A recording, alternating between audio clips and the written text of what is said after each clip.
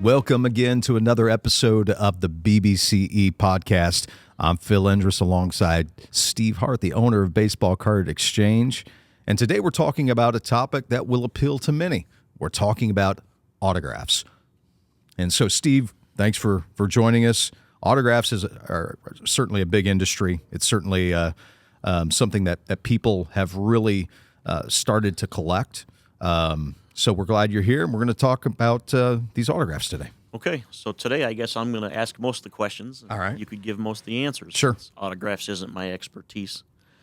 You know, authentication, no matter if it's cards, autographs, bats, unopened material, coins, comic books, anything. Right.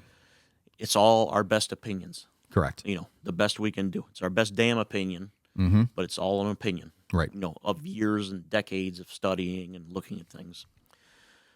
Autograph authentication, to me, seems to be the most difficult from my perspective. Mm-hmm. For example, whenever I sign my name, I don't think I've ever done it twice the same way. Yeah. You know, right. how could that be looked at and, you know, decide, well, that's your autograph, no, that's not. What clues do you look for someone like me who just slaps something on there and it's never quite the same?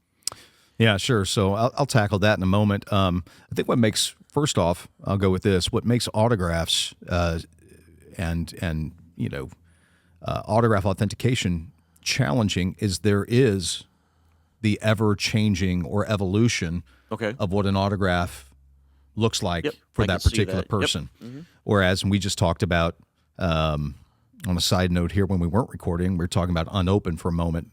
To me, the hardest thing for me to authenticate as it relates to unopened, or I don't do any of the authentication, but I do a lot of the buying, so I make sure that I think it looks good. Rack packs are tough for me. Oh, yeah. And so, but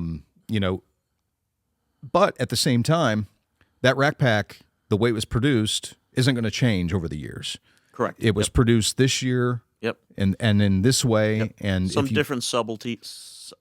Yeah, from year to year. Yes. Or even probably there's subtleties even in year of issue. So maybe there's different rack headers or different, Yes. Headers used from years before. Right, exactly. So, yep. And so, and alluding to what you said, it is our best opinion. And so this is not, with unopened, it's not just a Steve Hart opinion.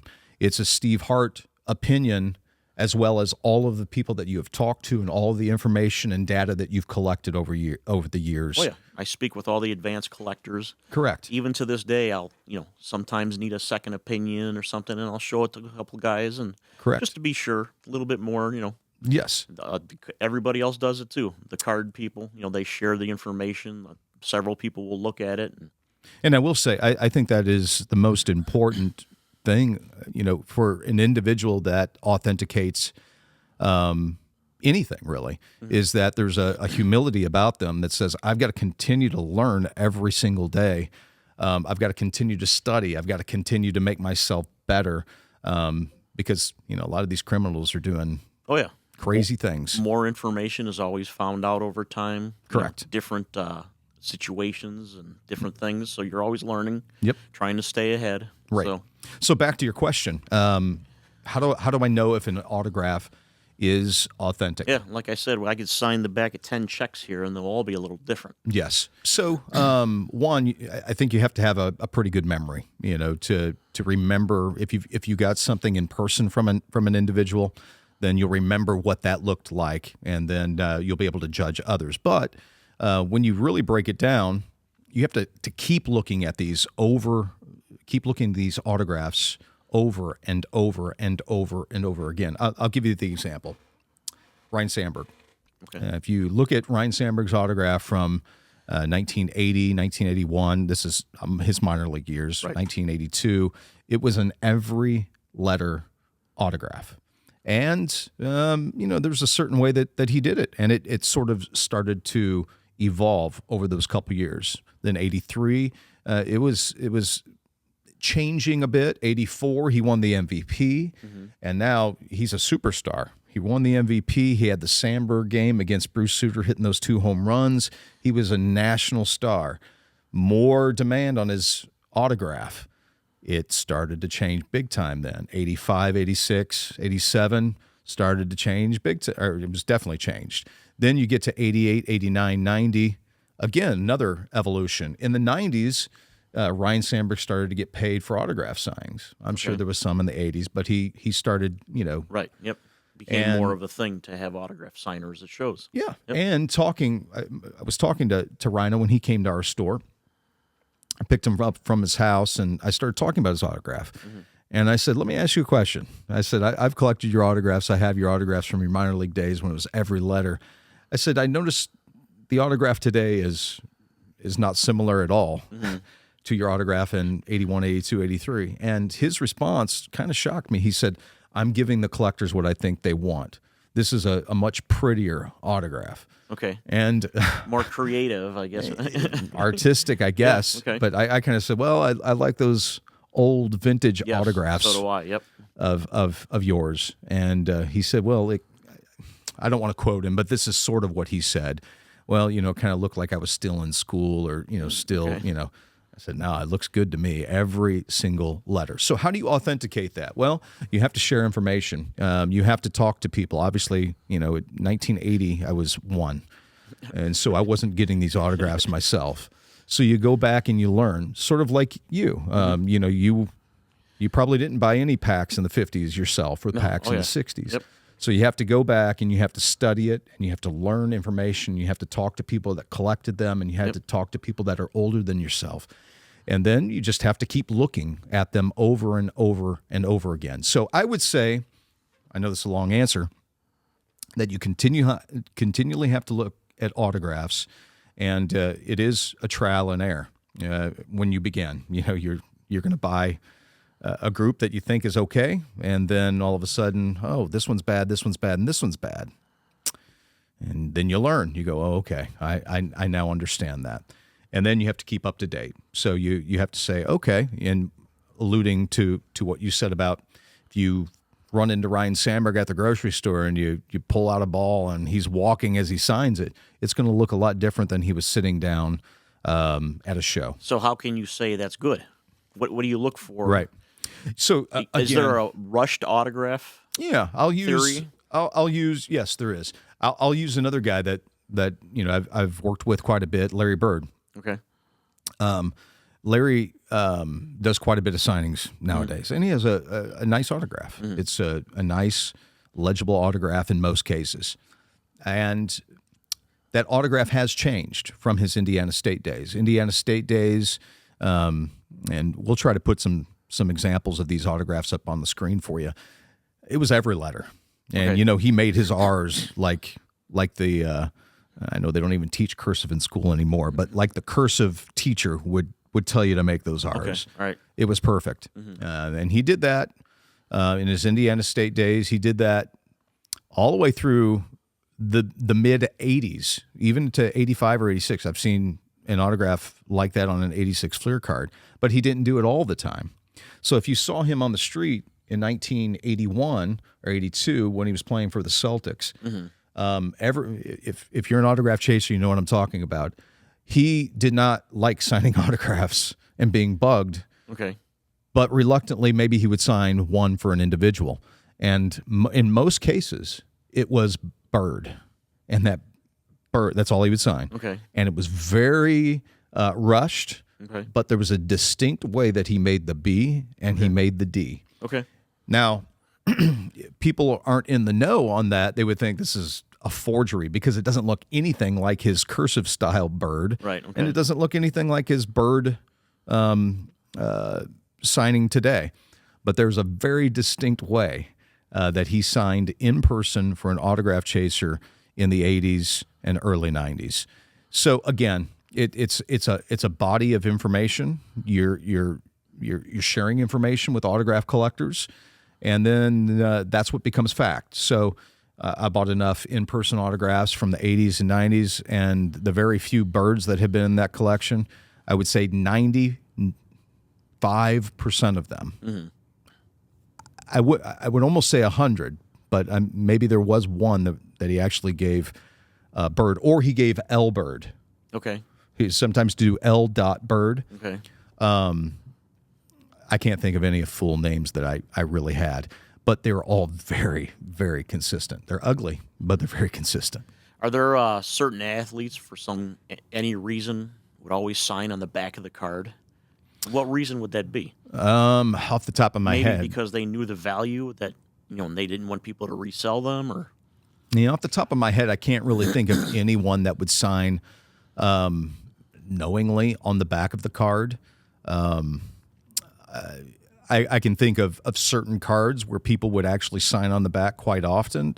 86 Flair basketball is one of them. Okay, how come? Yeah, if you look at the back of the card, a lot of times there's a lot of space. More places to sign that it would appear better. Yeah, like under the stats on a lot of different cards, you would see that there's a big pink or pinkish redded space that you could sign. And so the athlete, if he was getting a card through the mail, would go, where's the best place to sign? Okay. And you go, I'll sign it on the back here. This is a nice place. Okay. So people would do that, and albeit it's worth more if it's signed on the front. I think they thought that they were doing the individual a favor. Yep. And then in relation to that, the 86 Fleer, they're very dark, the cards. The cards do have a darkish background. Background. If it's not using the proper color pen, it kind of fades into the back. So, pen autographs on the 86 Fleer cards on the front of the cards don't usually look good unless they really press down. Okay. But people that do know the value, a lot of times they would personalize. Okay. Personalize a card, and in their minds that would diminish the value. I remember as a young boy, 12, 13 years old, mailing autographs. Yeah. And every once in a while, I would send in 2 cards, and it would come back. One of them was signed to Brett.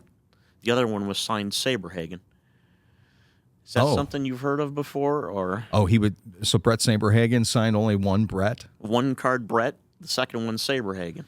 Is that a mistake, or is he being funny? Or I don't think he was being funny there. I think he was saying, "You're going to get one autograph from me, buddy, and that's it. Don't push your luck here."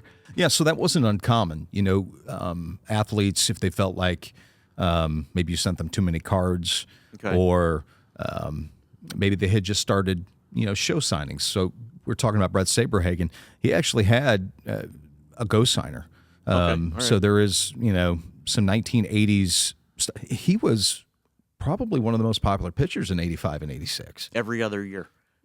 Wasn't his career every other season? Yeah, pretty much. Yep. Pretty much. It's kind of funny. I don't know.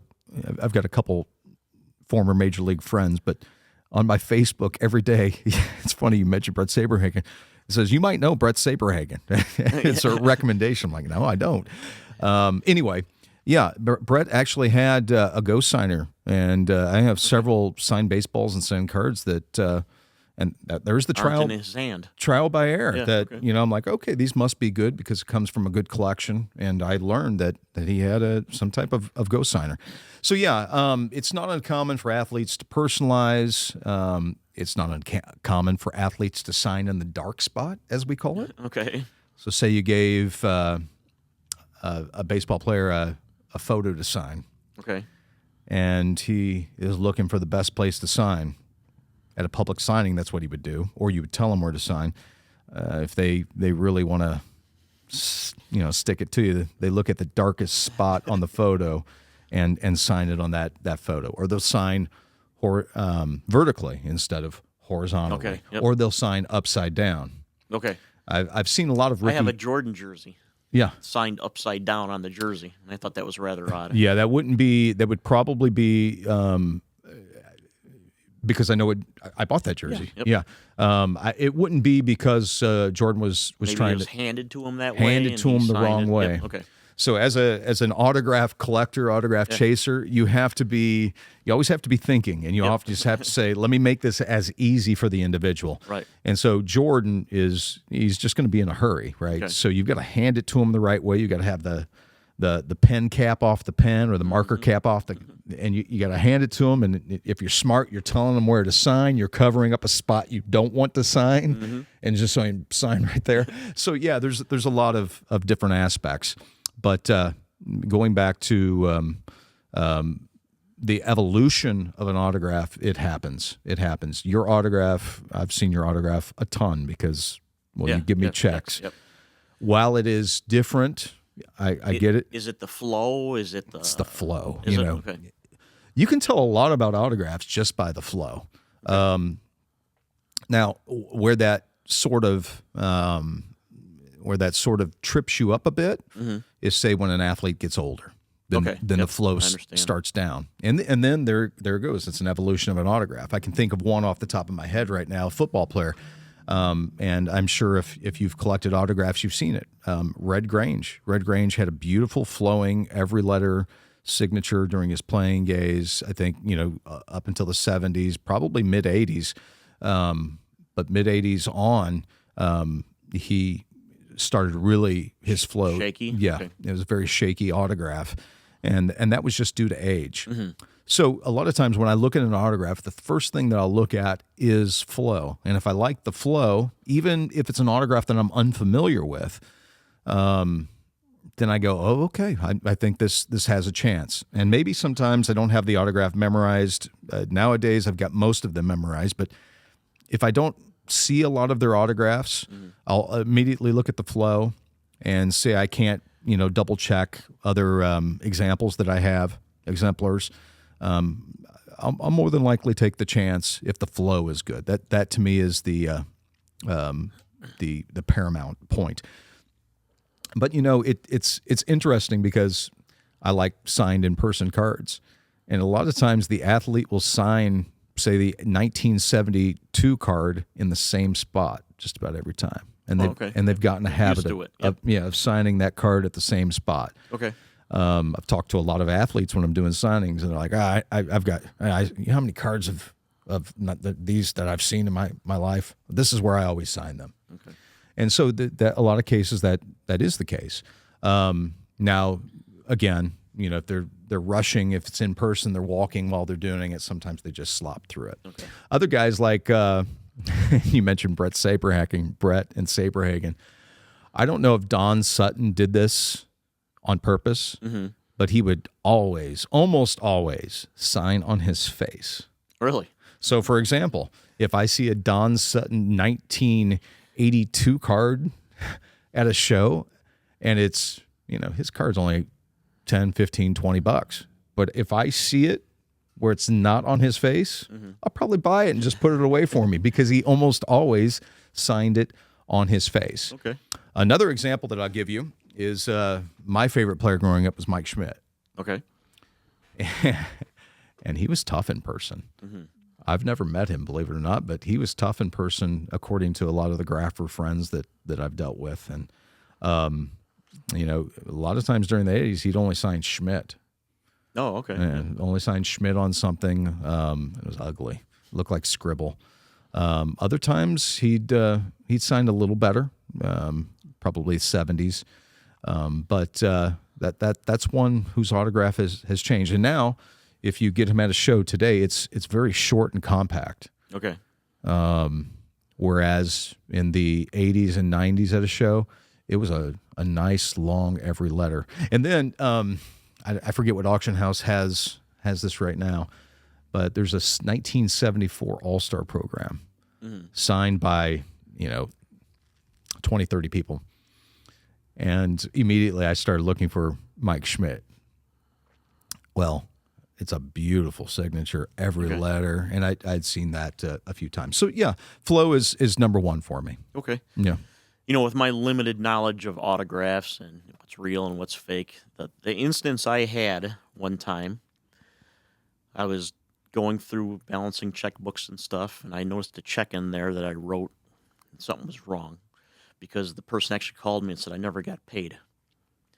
And I said, well, wait a second, it was cashed. But it was cashed for a lot more money than I'd written it for. Oh. So I went to the bank, and they pulled up an image of it. And from what I understand, I mailed it, just an envelope. Somebody somewhere got it. Somehow they lift the image of the check, and they put it on a blank check. This is what forgers and counterfeiters sometimes do. Right. So now they have a blank check of mine, and they filled it out to themselves for a large amount of money, put it on the back and endorsed it and was able to cash it. My signature on it was pretty good. And the banker was starting to question me. Well, that kind of looks like your signature right there, doesn't it? and I was able to point out several spots where the pen stopped Right. and left a circle of blotch. Mm-hmm. And I says, look at my autograph, or not my autograph, my signature on Yeah. my checks. And it, even though sometimes it's slop, Mm-hmm. it goes, it flows. This forgery, while good, you could see were several times where the pen stopped. Right. While they, looked at one and maybe tried to, and of course the pen, the ink left a little Right. where the pen stopped. Mm-hmm. And after I showed him that and says, this is kind of what me and my guys do for a living, stuff like this, he's like, you're exactly right. I could see what you said you're talking about. Absolutely. And then they went ahead and, did all the investigations themselves and gave me the money back. So, yeah, that's a good point. What I would talk to you about is probably, in my opinion, the most famous, or at least one of the most famous autographs, collecting-wise, out there, and that's Mickey Mantle. Yes. And I still can't tell the difference between a good one and a bad one. Yeah, and my limited knowledge. And here's the reason why: because some of the forgers made the autograph so close to what a real Mickey Mantle looks like that their flow was good. Okay. But there's other ways that you can tell that it's off. Now, there's plenty of Mickey Mantle autographs where the flow is not good, and I would recommend anybody that you're trying to buy a Mickey Mantle autograph, look at the M immediately and see if you can see starts and stops or any kind of just where the flow isn't good, because Mickey Mantle had great flow to his autograph, right? But there's forgers, there's better Mantle forgeries. Now, to the trained eye, it's pretty easy to catch. Okay. But they made and here's the other issue: there's so many fakes out in the market that you can see that, like, what I would call the good fake of Mantle, which all I mean is it has good flow. Right. There's so many out there that could really trip up somebody. Okay. I won't get into. Maybe we'll do that in another show. Talk about all the different types of Mickey Mantle forgeries, the ones with good flow, the one with bad flow. But the main thing is you could see so many forgeries and the flow of those forgeries that you think the forgery is actually the real thing. Okay. All right. So in relation to what you're talking about, you're able to prove that your autograph on the check was not yours because of the flow. Well, in cases like Ted Williams, Joe DiMaggio, Mickey Mantle, 3 autographs that are always forged, there's actually some forgeries that have good flow. Okay. Now, they look different than the authentic thing, but you couldn't use flow to prove that this was wrong.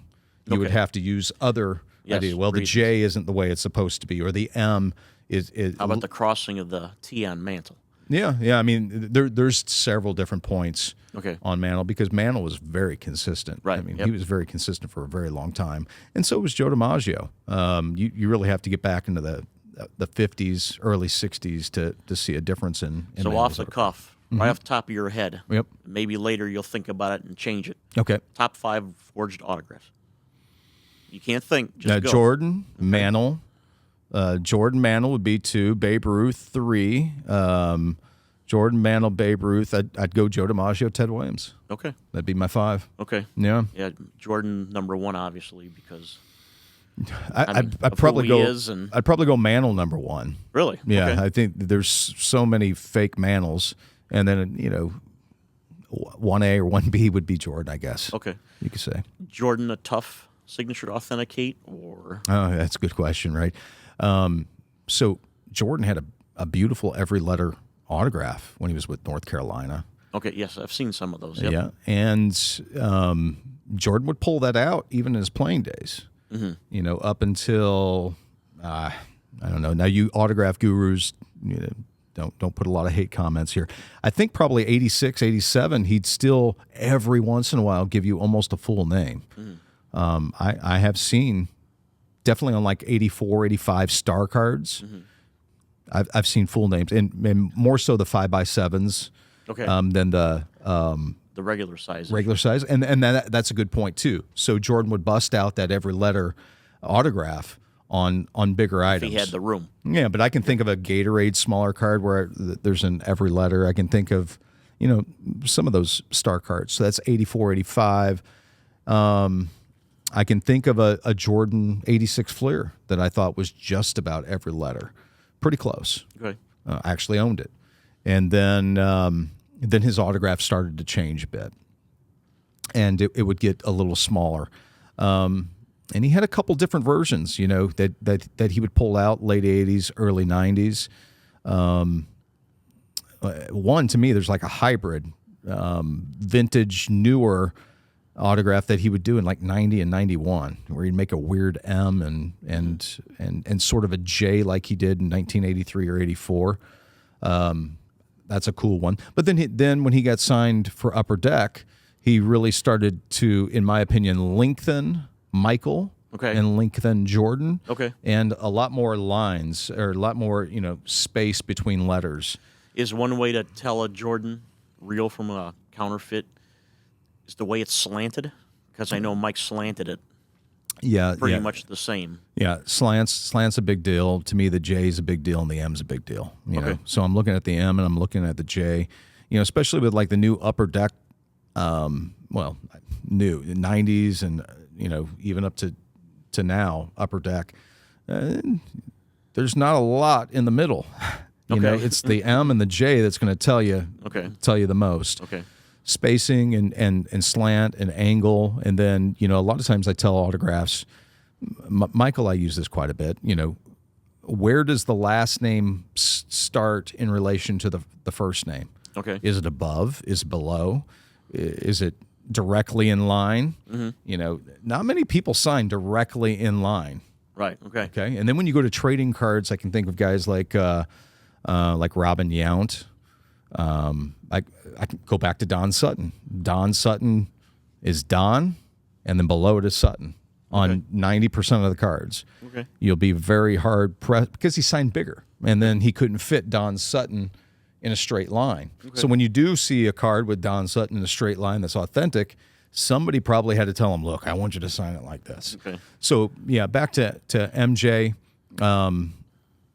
Those are sort of the. And I'll tell you,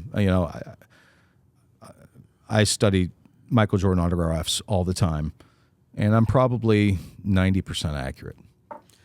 I don't know. Ever since you started working for me, I think you've been about 99% accurate on Jordan. And, all the autographs you've bought since you started working here at BBCE, you're usually spot on. Mistake here and there, but of course that's going to happen. However, I'm trying to remember the last time you needed other opinions, and maybe it was a difficult one. But I remember it was Goal Line Arts of Sid Luckman. Oh, yeah. So my friend, my close friend, to me is one of the best in that era of football. Okay. Right. And this is why I needed the opinion. I never got a Sid Luckman in person. But I see a lot of authenticated Sid Luckmans that are not genuine. He had to go sign it. Somebody did it for him. A secretary? Secretarial. And so a lot of the Sid Luckmans that are out there, they're just not authentic. So I talked to my friend, Willie, and he's gotten several Sid Luckmans in person, and I can't remember the story exactly, but I believe that Sid Luckman used to go into a restaurant that his dad worked at, and so that kind of started his affinity for Sid Luckman as the player, and so Willie would collect these autographs, and he knew what was real and he knew it was fake. And so Sid Luckman on a goal line art is sort of rare. Now I was about 99 point. I was almost that sure that these were in fact good, but I did send them to him again. Just to get that second opinion. And you can tell with the C and the K. That's the tell when you look at Sid Luckman.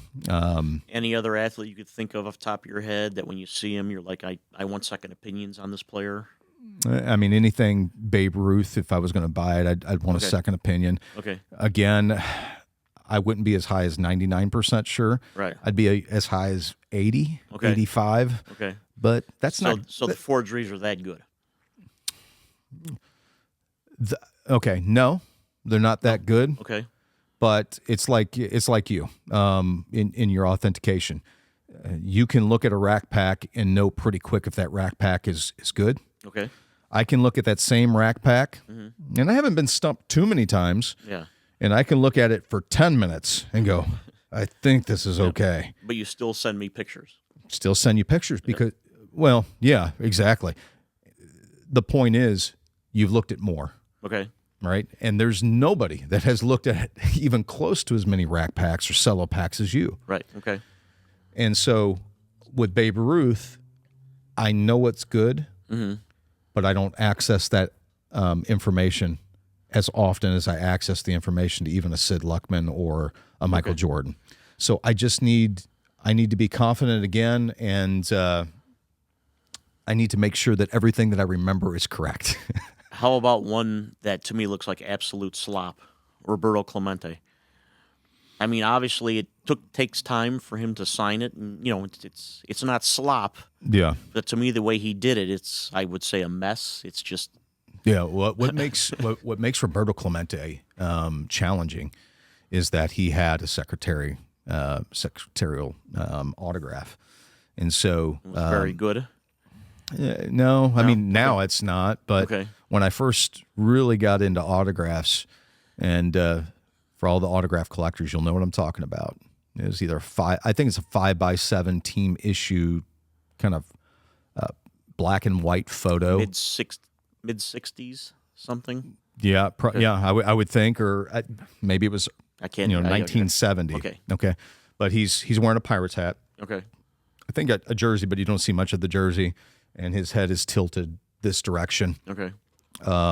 There's a lot of those signed by a secretarial. When I first started collecting autographs, 25 years ago, I bought this. Okay. And, the guy gave me the story. He got this in person, blah, blah, blah, blah, blah. I really don't think he was lying. Okay. I think he just misremembered. Okay. Well, he didn't get that in so I'm buying this. The guy that I bought it from, I trusted, good guy. Years later, I just said, I'm going to get this authenticated. Nope, no good. Yep. And then that's when you dive into, okay, now I got to learn his autograph. Yep. Because obviously this picture that I had in my mind is wrong. Mm-hmm. So I think Roberto Clemente's real autograph is one that I can decipher rather easy. You need a couple different versions. Mm-hmm. His version from 1955 compared to his version from 1969 is different. But yeah, I think I can tell them apart pretty easily now. It's just the issue where there's so many bad autographs out there that if you use your memory to go, oh, that's real. I've seen that before. And the flow is great. You can definitely be The one thing about autographs that, since I've been doing this my whole life back into the early 80s is, like I said, all authenticators are just giving an opinion. Correct. It's their best opinion, but it's an opinion. Everybody makes mistakes. Everybody gets fooled. But it has really helped clean up the autograph. Oh, yeah. And I mean, people still complain that, well, it's your job. You should get it right 100% of the time. Well, it's not always that easy. However, before autograph authentication, it was the absolute Wild West. Absolutely. And I remember going to shows, and here's how authentication worked. The guy had a nice Mickey Mantle piece, and you would say, well, where'd that come from? When I was a kid, my dad's friend's son was a bat boy for the Yankees. Right. And he would get autographs of the players. So I know that was authentication. Yeah. Good enough for me. Good enough. That's all that matters. Sounds like a good story. Yeah, and then you'd have companies print a little certificate and say this is a lifetime warranty. The problem is that company's only going to be around 3 or 4 years. Yep. And back to that story. By my friend's son always got autographs. And a lot of times what they do is they give a ball to one person in the dugout and say, have the rest of the team sign this.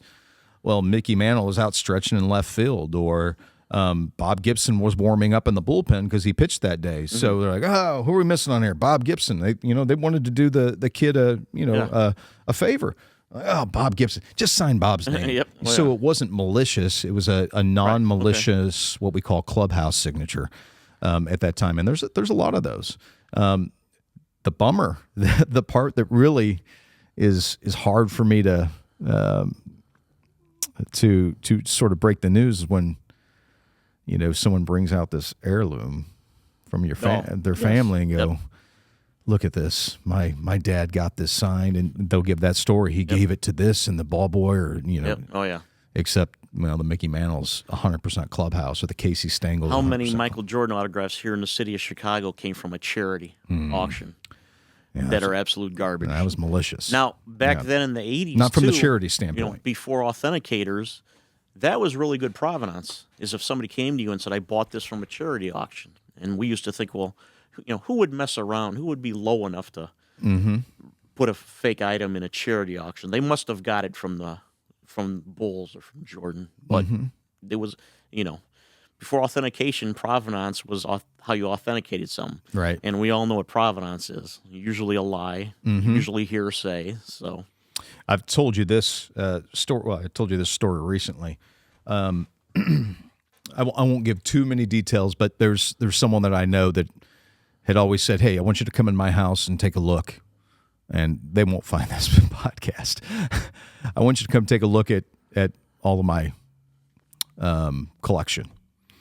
And I don't know how he got away with this because he's a married guy, but he has 8x10 photos, sports photos, in every room of the house and the basement. So the bedroom, the living room, the dining room. I mean, it is just wall to wall, and the cheap 8x10, probably, the plastic 8x10 frames. Terrible frame. Yeah. Yeah. The brownish plastic. And so he had been telling me, I have so many Michael Jordans. I have this, I have that, I have Mantle. I mean, there is hundreds and hundreds and hundreds in there.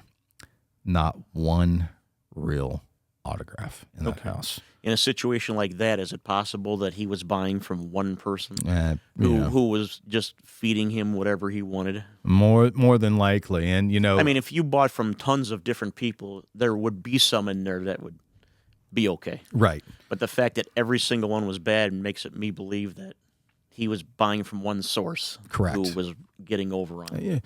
Yeah, more than likely. Absolutely. He didn't strike me as, I didn't ask a ton of questions because I didn't want to be asked a ton of questions. So he sort of kind of alluded to the fact that that it may have been one source. But, at the end of it, and again, I wasn't there to buy it. I was there as someone just to look at his cool collection. He wanted to show it off. But he said, when the time comes, I'm going to call you for you to come and buy that. And that is the most disheartening thing, is telling somebody that thing that you've been staring at. Bearer of bad news. The thing you've been staring at for the last 30 years, it's no good. Yeah. So. Was it in ancient Rome where they killed the bearer of bad news? Yeah, you don't want to be that guy. Yeah. No, you don't. You want to be someone that gives good news. And, a lot of times buying an autograph collection, what you don't want to do, and I've seen people do this, is they say that this person has 500 good autographs, but there's 5 autographs that are bad. They focus on I'm going to try to get this cheaper, so let me talk about how bad these 5 autographs are. No, you just build that into the price. You don't want to tell someone that their autographs are bad, because what happens is they go, that's not bad. Yeah, you don't know what you're talking about. You don't know what you're talking about. Well, we've done that here. I mean, how many people, as you alluded to, Michael Jordans, bring these Michael Jordans in, and the story is we got this at a charity auction. Do you guys want to buy it? And then we're sitting actually right now in the old retail store. So I would get these a lot. I'm here at the store at my desk, and I'd hear someone say, "Hey, Phil, come here. There's a Jordan autograph." And, while you're walking 15 feet away, you could already say, "Oh, boy." That's right. And, sometimes I'd take a look at it for more than, I'd already made up my mind in 1 second. This is no good. It's not even close. But you just kind of, out of respect, look at it for a minute or two, and let me take it in the back or something, look at it. And then you come back and you start thinking, how am I going to break the news? Probably try to explain a few things you don't like.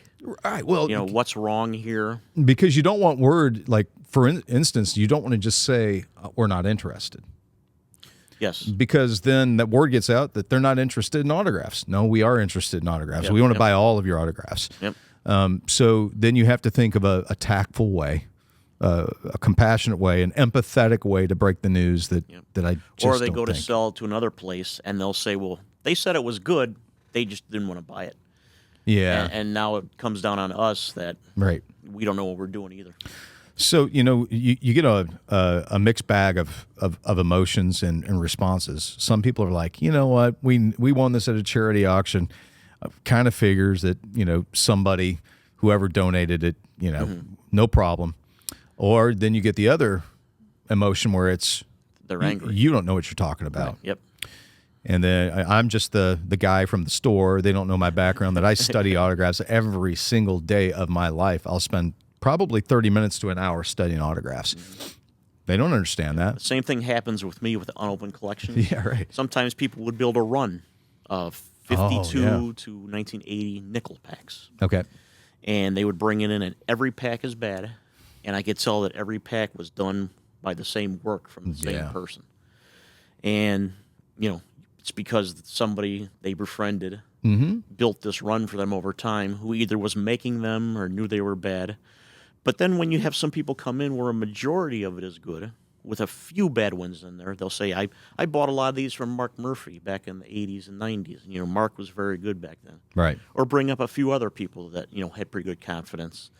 Of course, there's always a few bad ones because there are some holes they had to fill that they bought at a local card show. Mm-hmm. But a lot of times when you start looking, the 52 is bad, the 53 is bad, you could pretty much predict. And they look like the same hand of work. Right. You pretty much know it's not going to be good. Absolutely. And then, then when someone, and this is why authenticators have limited access, they limit the access to them, is because you're going to deal with a lot of emotion there. Somebody has invested $5,000, $10,000 on a pack of cards, and now you're over here saying it's no good. Yep. Or now it's worth their son's college education. Yeah. And now you have to tell them that, it's not fun. Yep. And then, sometimes we're going to get those responses. I know you've gotten them. I've gotten them. You don't know what you're talking about. Yep.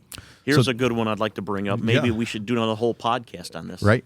Is people will bring an 86, 87 Fleer pack to me or to come through PSA with a Jordan rookie on top, a Jordan sticker on back. Right. Terribly resealed. Looks like a child did it with Elmer's glue. Mm-hmm. And you will say, I hate to tell you this, but it's no good.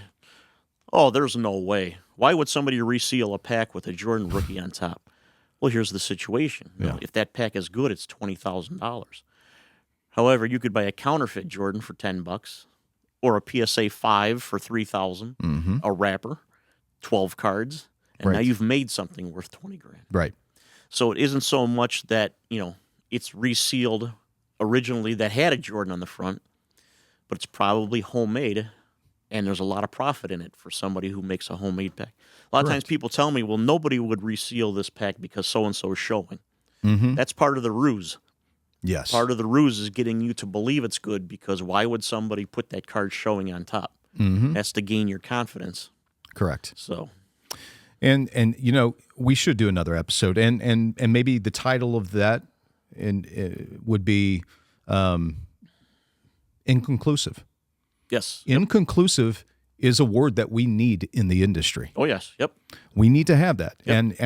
And we should do a show on this. We will. But as it would relate to autographs, somebody signs in the dark spot, I can't really make out the autograph. They use a light pen.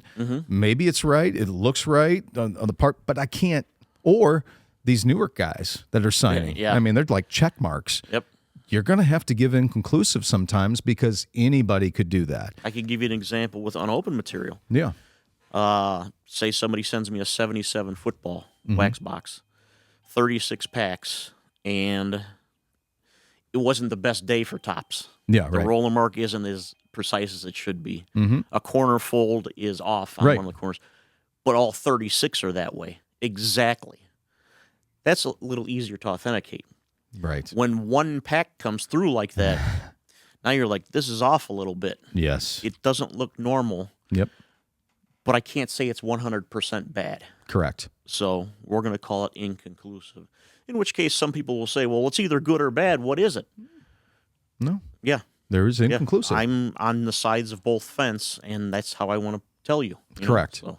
Yeah, so inconclusive, it definitely has its place in authentication, unopened, and as it would relate to autographs. I have a stack of items personally. I even have a stack at my desk of items that we've submitted in the name of Baseball Card Exchange that I think is okay. Now, that's not to knock, and they were denied. And that's not to knock any authenticator, but they had some level of doubt. They had but not enough doubt to say this is 100% bad. Right. I've also gotten items back from, the autograph authentication companies where I go, I screwed up. That was wrong. Yep, exactly. The good thing about when we get inconclusive as an answer is the authentication company usually doesn't charge you. Because if they're not giving you a yes or no answer, correct. Inconclusive means we don't know. Right. We're going to give it back to you and not charge you for it. Yeah. So you're back to where you started. You just may not have it encapsulated. Yeah, and I would say, when you're talking about $100,000 item, it's not like the justice system in the United States where you're innocent until proven guilty. When you're talking about a very rare pack, it's more the other way than we've got to err on the side of caution. Yes. Oh yeah. Yep. Yeah, because that's what makes the market valuable. That's what makes vintage packs valuable. That's what makes Babe Ruth autographs valuable. Cards. If there's a question of doubt that possibly it was trimmed. Yes. Possibly Topps just had a bad day. Correct. Possibly the blades were getting dull. Yeah. They usually will punt. Mm-hmm. So it's unfortunate. Yeah. But, at least you're back where you started and don't have to pay for the authentication. Correct. Yeah. There is definitely much good that comes from erring on the side of caution and making those items that are worth money sacred, keeping them sacred, keeping them, at the same time, we as authenticators, or you as an authenticator, me as, we should do reasonable research. And I know that you do that. Oh, yeah. I know you study. I know you ask questions. I know you figure out the answers. And as any authenticator, we have to keep up to date. So we're coming to a close with this show, but I'll leave you with this. There's a lot more that we could talk about with autographs. Maybe we'll do a show in the future of why people collect autographs, the method to their madness per se. Maybe some people just want vintage autographs. Maybe some people just collect certain teams. But we'll get into the details about autographs in more episodes to come. Thank you for tuning in. I know this was a rather long one. Hope you enjoyed it. Leave comments behind. Make sure to follow us on all of our platforms that we do our podcast. So we'll see you soon. Thanks for tuning in.